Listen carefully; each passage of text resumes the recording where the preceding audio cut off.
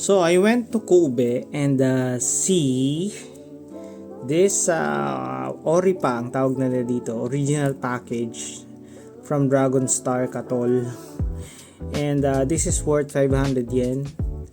So tignan natin kung siswertehin tayo sa SAR dito, no? Or art rare man lang. So oy, medyo mukhang maraming laman So buksan natin isa. Ang kulit lang ng mga Hapon no? May pack na tapos random na yung laman tapos ira-random pa rin nila no? So tignan natin.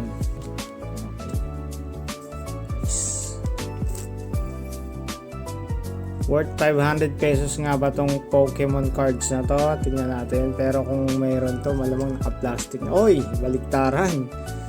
Saan natin to? SAR agad guys, oh. SAR. So, worth 500 nga ba yung SAR na to? Boom! Na naman!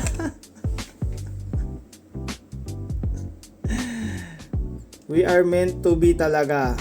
And the rest is tatlong card lang. Pero wow. Mariano Grimmsnarl again, Grimmsnarl. Nice. Wow. I mean, hindi na mahalatang gusto ko si Marie or Marnie. Kasi kabibili ko lang ng binder niya actually, no. So, wow. Nice. So ito pa lang covered na yung Oripa 500 pack.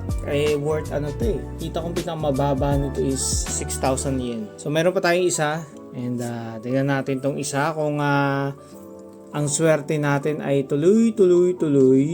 I mean, pag ito Marie pa teka lang. Yun. Okay, let's see this one. Baliktad tingnan natin. Uy, putik! Ooh, Dragonite! Nice! Double rare pala yun, no? And, putik yan. May double rare, may... Ano to? Okay, double rare ulit.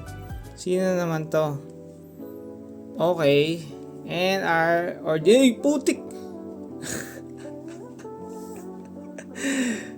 May AR pa kasama. Wow naman. Ang generous naman ng pack na to. Mapapabili ka talaga ng original package dun sa buwisit na sulit na sulit siya sa akin. Pero yun nga, sa best lang natin to gagawin kasi hindi na pwedeng maulit. Wala na, sugal na yun pag gano'n. So anyway, thanks guys.